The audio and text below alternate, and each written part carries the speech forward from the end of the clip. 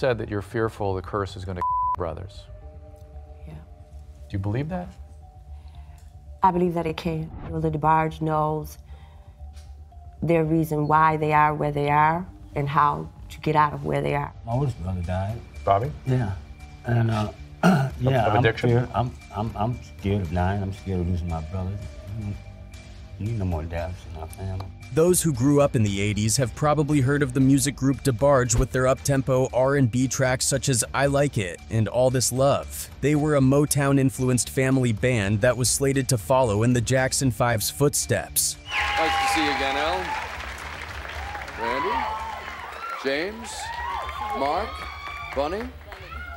Wait, oh, you were reminding me. Of the rest of this family, are they going to enter this profession too? Yeah, I guess they are, Dick. We can't keep them away from it, man. So we'll have 10 Debarges descending upon an unsuspecting world? Yeah, we're going to give them Debarge fever. I mean, Joe, what are you going to be doing this year? I'll get down to him eventually. Well, we're looking forward to some exciting things, like going on tour for everybody and to let them come out and see us in action.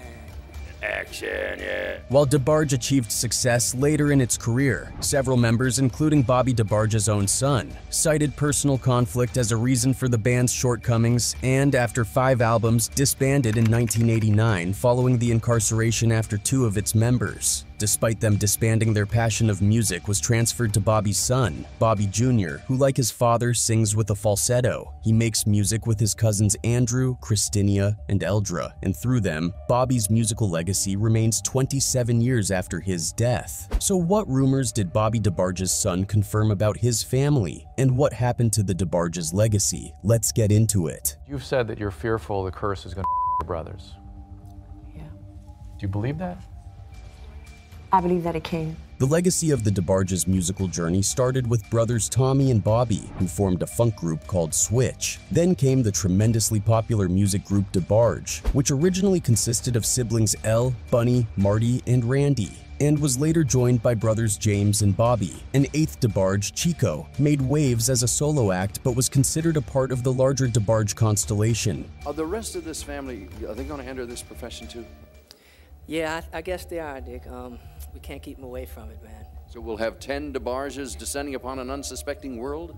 Yeah, we're going to give them Debarge fever. In short, the Debarges were a big family made up of musicians. Their biggest success was the 1985 Debarge hit Rhythm of the Night, which featured in the film The Last Dragon. Despite their success in the music industry, the Debarges' personal lives have been defined by discord. Between their struggles with addiction, the crimes they suffered and committed, and the soap opera-like drama they created, the Debarges were plagued with a very depressing life. According to their mother Etterlene, the Debarge siblings had music in their blood. Speaking with M Live, she recalled that her father, a choir director, was a deeply talented and entertaining musician, and this talent was spread to her family. One of 11 children herself, Etterlene ended up having 10 kids, most of whom became famous musicians in the 1980s. While the Debarges might have taken after their grandfather talent-wise, their father Robert Debarge Sr. may have had the largest impact and allegedly influenced them negatively. You've said that you're fearful the curse is going to your brothers. Yeah. Do you believe that? I believe that it can. Etterlene met her husband Robert shortly after her father died when she was 17 and romantically inexperienced. Robert was 4 years older, in the army, and white, which made him socially forbidden fruit. Unfortunately, he was also insanely jealous, according to Etterlene, and ordered her not to wear jewelry, makeup, or anything else that might attract another man. After a hasty wedding, things rapidly went downhill. Etterlene said Robert tormented her physically and emotionally, even keeping her continuously pregnant. Her words were backed up by her children who had horrific memories of their father. "My father a lot of my brothers and sisters," Chico Debarge once said on an interview with Vibe. Bobby Debarge allegedly took the bulk of the but all the children suffered mentally and emotionally from their father's hand. Bunny blamed the siblings' professional woes and personal struggles on the ugliness they endured as children, which came back to haunt them as adults. Robert Sr. denied ever his family, but something certainly scarred them. Before starting Debarge as a formative member, singer and oldest male in the musical family, Bobby Debarge took part in several short-lived pop outfits, including Hot Ice and Switch. Switch was formed in 1979 with initial members Mark, Randy, Bunny, and Elle. The family group Debarge inducted Bobby and Chico in 1987 and 1988. Musically, Bobby was a jack of all trades who could do it all. He could sing, write, and produce, all of which he displayed on all 5 Debarge studio releases. Iconic Motown founder Berry Gordy once called Bobby Debarge the most talented artist I have signed, and music producer Bernd Lichters also said he'd never heard anyone sound quite like Bobby, and with so much ease. Bobby Debarge was a talented instrumentalist and vocalist, and he began playing in local bands, along with his younger brother Tommy. In 1975, after teaming up with fellow Grand Rapids musician Gregory Williams, the duo began a group with several other Midwestern musicians and successfully auditioned for Barry White's background group White Heat, helping to produce and release their debut album that year. The following year, White dropped all but one musician from the band due to tax issues, and the group, which consisted of Debarge, Williams, Philip Ingram, Tommy Debarge, T.C. Brown, Stanley Brown, Jody Sims, Arnett Hayes, Adam Fry, Darnell Wyrick, M.C. Clark, and Stanley Hood, recorded an album in 1976 under the name Hot Ice, entitled Pall Mall Groove, which included Debarge's incredible singing and piano performance on his composition Please Don't Let Me Go, released in 1977. That year, Bobby returned to Grand Rapids, despondent that his career hadn't progressed, and unfortunately ventured deeper into an already existing addiction. After the breakup of White Heat, Gregory Williams remained in Akron and sought out new musicians including Tommy Debarge, Philip Ingram, Jody Sims, Eddie Fluellen, M.C. Clark, and Arnett Hayes to start a new band. Right after completing a demo tape, he took it to Motown Records. The label wanted to sign the group, who were now calling themselves Switch, because of their ability to switch instruments. At Williams' invitation, Bobby, seeking a chance to find musical stardom, vowed to get clean from his addiction. Motown soon signed the act, which now included Bobby's brother Tommy. A year after their signing, they released their debut album in 1978, which featured production from Jermaine Jackson, reached gold status thanks to There'll Never Be, which was solely written by Debarge, and also featured a favorite ballad of theirs, I Want to Be Closer, on which Philip Ingram and Debarge shared lead. The group hit gold again with Switch 2, which included another Debarge-penned hit, I Call Your Name. Switch became a recording and performing attraction, not only due to the band's overall musicianship, but also due to Debarge's multi-octave vocal range. After that, they had their third gold-selling album, This Is My Dream, which was the group's first album to not include input from Jackson, and which the band's founding members, Debarge, Jody Sims, and Gregory Williams co-produced. The album included the hit Love Over and Over Again. By then, Debarge had returned to using after several years of sobriety and also began using which caused tension between Debarge and Switch group members. In 1981, following the release of Switch's fifth album, Switch 5, Bobby Debarge suddenly left the group after Motown offered him a solo recording deal, later finalized in 1983. By then, Debarge was overseeing the production of his siblings' albums. Bobby co-produced their debut album and co-wrote with younger brother Elle the song Queen of My Heart, in which he performed falsetto ad-libs near the end of the recording. By 1987, perhaps taking their cue from Bobby splitting from his own group, Elle and their sister Bunny had left Debarge to pursue solo careers, with Elle finding the most success. Bobby had troubles producing his solo debut, and his solo career failed to pick up, so he curtailed his aspirations and joined his siblings' group, forming a revamped Debarge quartet that recorded the album Bad Boys. Bobby and younger brother James split vocal leads on the project. Despite his overwhelming talent, Bobby Debarge had a darker side that eventually made its way into the spotlight, ultimately clouding his successes. The musician was described in an article by Vibe as a tortured soul, having sunk into addiction in the late 1970s. Unfortunately for Bobby, he never resurfaced. He suggested that his problems resulted from alleged by his father, as Vibe reported, and as Chico Debarge claimed. It was also been speculated that fame simply provided too many temptations and imposed too few restrictions for him, making him let go of the things that were important to him. Bobby Debarge was the first in the family to succumb to but certainly not the last. Bunny, Elle, Tommy, Chico, and James Debarge all battled addiction for years.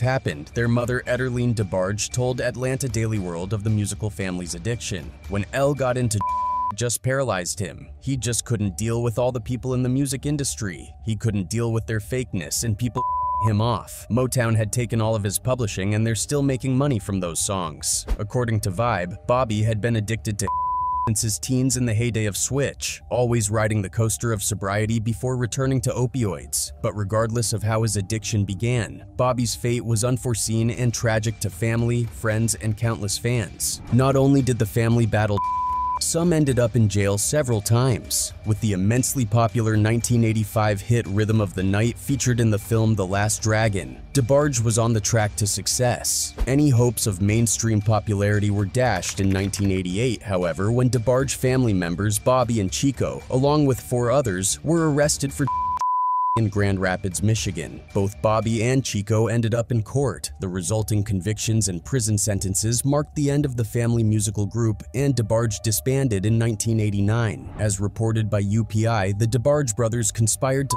more than 2 pounds of Michigan from Los Angeles. The operation was busted when Chico and a conspirator were found with packages during a passenger inspection at Detroit Metropolitan Airport. Following his release in 1993, he vowed to stay clean, signing a management agreement with Bernd Lichters, for whom Debarge, with Hot Ice, recorded the Pall Mall Groove album years earlier, as well as signing a management agreement as partnership with Ed Wright in 1985, who guided him during 1994 to record songs he wrote in prison. The resulting album, released in August 1995 on A&E Records just before his death, was entitled It's Not Over. Throughout that year, he was lying low in Gregory Williams' California home before he returned to Michigan for his final days. While in prison, Debarge confided to his family that he had contracted HIV. When he became gravely ill, his family sent him to a hospice in Grand Rapids. He died of AIDS complications there on August 16,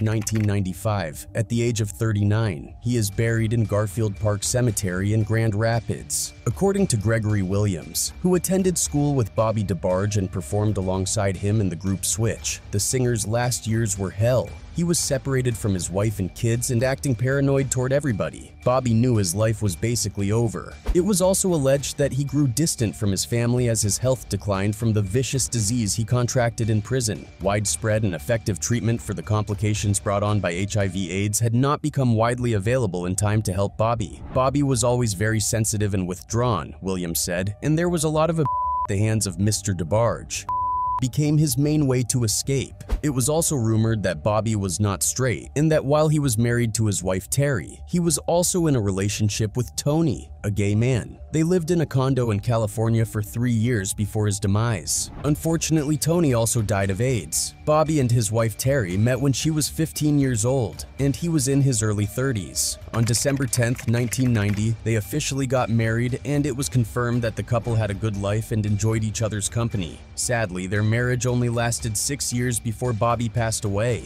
Bob was also in a relationship with Michael Jackson's sister, LaToya Jackson, and it was believed that she influenced the famous song I Call Your Name. The Debarges' success before their legacy slowly faded was usually compared to the Jacksons, with most claiming they would have been a bigger act than the Jacksons. It's easy to spot similarities between the Debarges and the Jacksons, since 8 of the 10 Debarge siblings had music careers while all 9 Jacksons had solo hits. The Jackson 5 and Debarge were successful Motown acts, and each had a member named Randy. By extension, that made El Debarge the Michael Jackson of the Debarges, with fans claiming he sounded like Michael with a slight cold. As the Michael of the group, El received special treatment from Motown architect Berry Gordy, who saw El as a solo artist. But the prospect of being split up was very painful for the close-knit siblings, according to their mother. El being set apart caused each one of them to have bad feelings, she recalled in 2011. However, in a 1986 interview with the LA Times, El seemed to remember things a little differently, explaining, "I wanted to move out of the group and give the others some creative space. Despite the loneliness he felt without his siblings, El claimed he had wanted to go solo for a while and explore different pastures without having to drag his siblings to his dreams. He also claimed he wanted them to explore their own creativity and musicality away from him, and that motivated him to leave the group."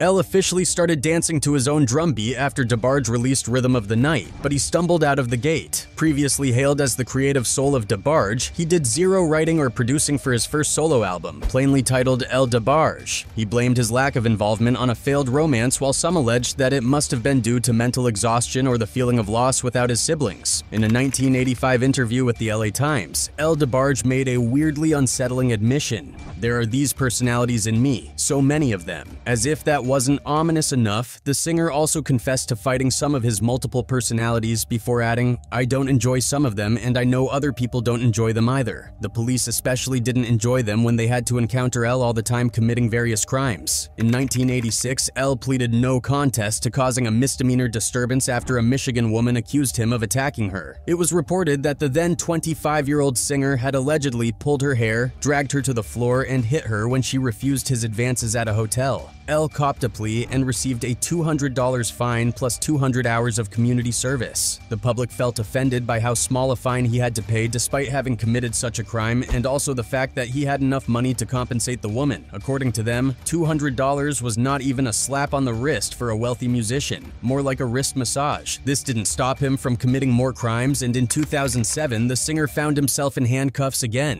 this time for possible domestic violence. Afterward, Elle's more peaceful personalities appeared to take over, but in 2018, TMZ revealed he tried to settle an argument by arming himself with a wrench and chasing a dude. The dude, who wanted no part of Elle or his wrench, fled to an RV, at which point Elle bashed in the vehicle's windshield. He was charged with felony vandalism. While the Debarges were navigating fame, they were also going through life and experiencing romance, some having to experience heartbreak publicly. This was the case for James Debarge, who had her heart broken by Janet Jackson. Jackson and Debarge secretly wed in 1984, when she was 18 and Debarge was 21, but the marriage was annulled just a year later, in 1985. As People detailed, in 1984, Janet eloped with James Debarge, but her manager wanted to cultivate the image of nasty Janet, not a carnally unavailable married woman, and so the two had to break up. Also, Janet's family wasn't exactly thrilled about the union, which caught them off guard. There was even a rumor going around that Janet had been pregnant with James' kid and that she had hidden the kid from him. In the second episode of her documentary series on A&E, Janet Jackson addressed this rumor, saying she would never keep a child away from their father. "Back in the day, they were saying that I had a child and I kept it secret," the singer said in the documentary. "I could never keep a child away from James. How could I keep a child from their father? I could never do that. That's not right." In the documentary, Jackson rationalized that she thought the rumors came from a focus on her weight. At the time, Jackson had a recurring role in the hit TV series Fame, and fans paid attention to her physical appearance. "A lot of the kids thought I was pregnant because I had gained weight," Jackson said. "I had started taking birth control pills, and back then, you could pick up weight taking them, and that's what happened to me. So that rumor started going around. At the time, the speculation took different angles." The documentary explained that tabloids suggested Jackson's sister Rebby was raising the child, or even that Jackson's adopted niece was really her own child. In the Janet Jackson documentary, the singer's Fame co-star Debbie Allen made an appearance and laughed off the possibility of Jackson keeping a pregnancy secret during that time period, given that she spent so much time around her co-stars while filming the show. The story about a secret child didn't just come from tabloids. It was later fueled further by Debarge himself, while Jackson maintained her silence around the matter. In 2017, Debarge told Radar Online that the existence of his child with Jackson was not a secret and that a woman had contacted him to reveal herself as his daughter.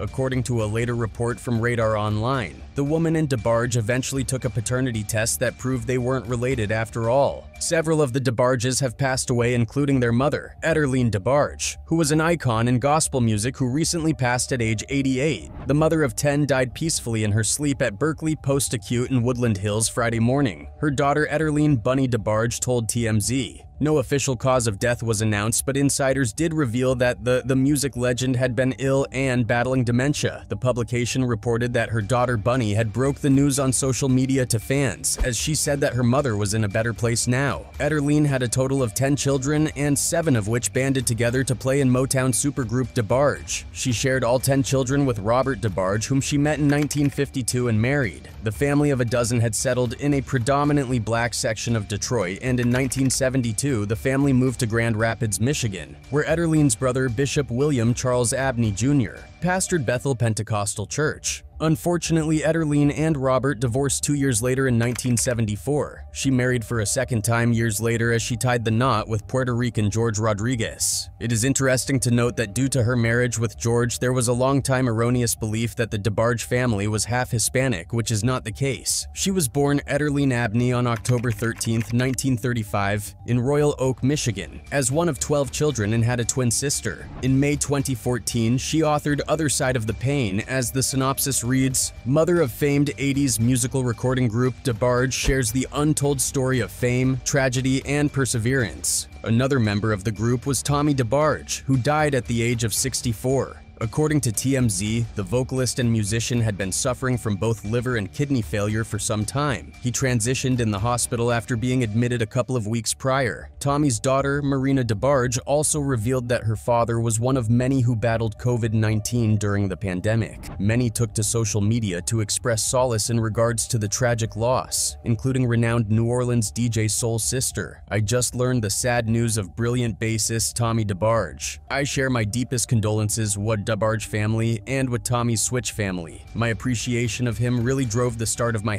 #Switch rabbit hole this year. May he rest peacefully. I only wish I could have met him. She continued on to reveal a fun fact about Tommy's relationship with Williams. Tommy Debarge was Switch's original bassist, and his work should be discussed alongside other greats like Louis Johnson, Michael Henderson, Freddie Washington. His playing is a whole vibe and helped define Switch's sound. What your take on the Debarge's life and loss? Tell us in the comment section. That's it for this video, thanks for watching.